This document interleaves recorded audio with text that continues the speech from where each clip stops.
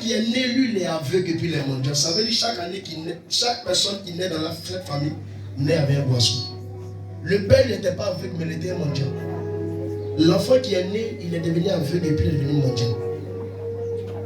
Donc, s'il n'y avait pas quelqu'un pour annuler cette loi, il allait mourir dans sa situation.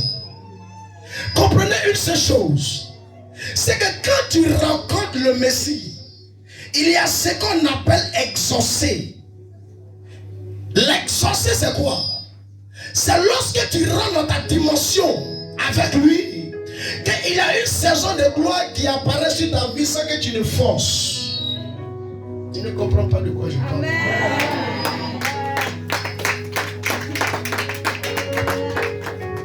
Bartimée pouvait dire qu'il allait se suicider. Parce qu'on le prend dans sa maison, on vient le déposer en bordure de route avec une assiette.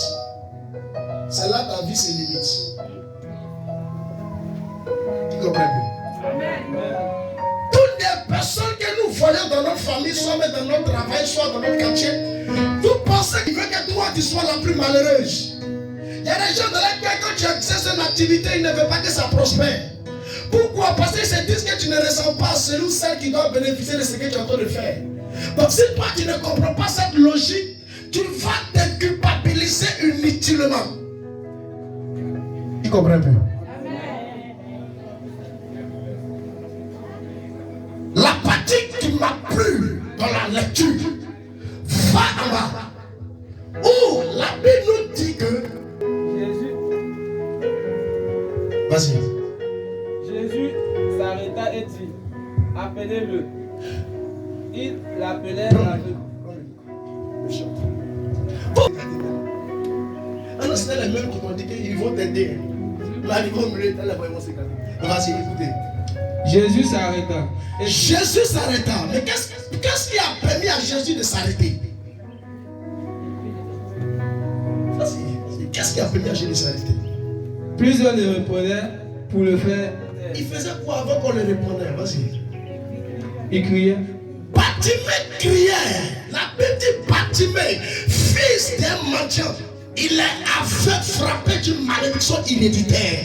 La Bible dit il est l'héritier du sort que sa famille encaisse. Mais cet homme est en train de mettre des cris, des signes de détresse. Ça veut dire l'aide pour moi, pitié pour moi. Mais c'est pas tout le monde à émettre des cris. La Bible dit il est un mendiant. Mais l'ignorance que le diable commet parfois, c'est qu'il nous arrache tout notre travail. Il nous arrache même nos mariages.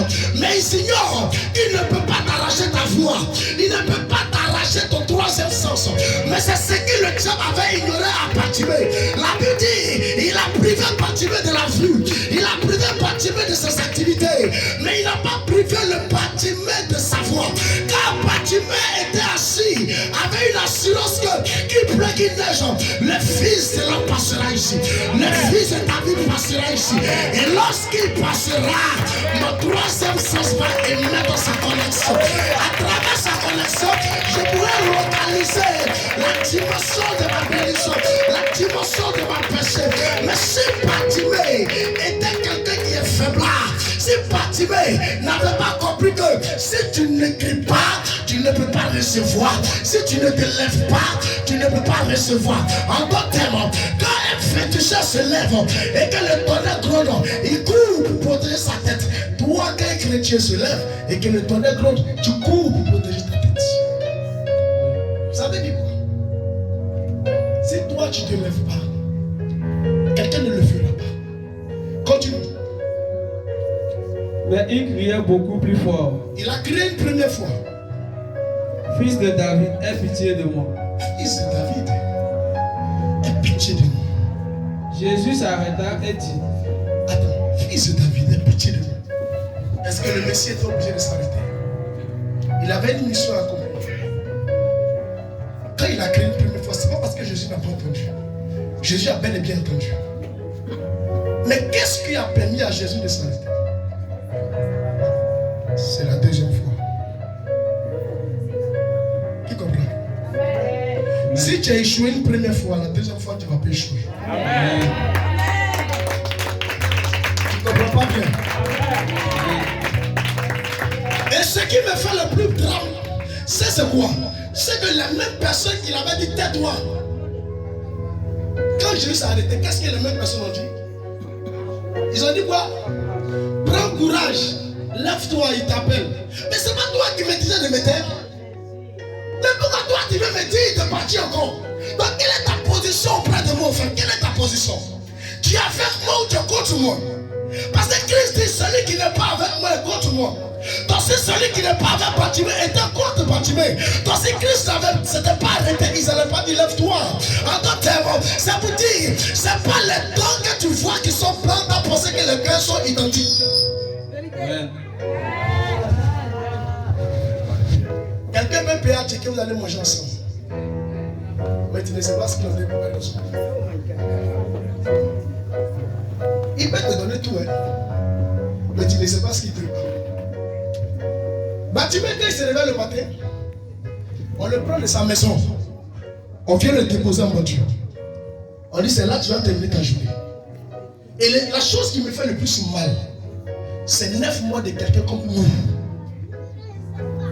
Il doit vivre une vie meilleure aussi. Mais pourquoi on le traite de la sorte?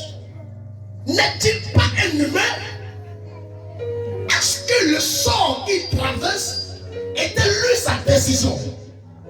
Mais pourquoi à son niveau, son père qui n'était pas un aveugle, qui était limité simplement à commander de l'argent, mais pourquoi à lui son tour, le diable bonus? Il y a des filles que si tu ne connais pas que tu dois crier à Jésus, personne ne le fera. On te dira que tu prends raccourci. Mais quand tu prendras raccourci, tu vas encore ajouter des problèmes que Bartimée a ignoré, que le diable a mis bonus. Avec Jésus, il n'y a pas de raccourci.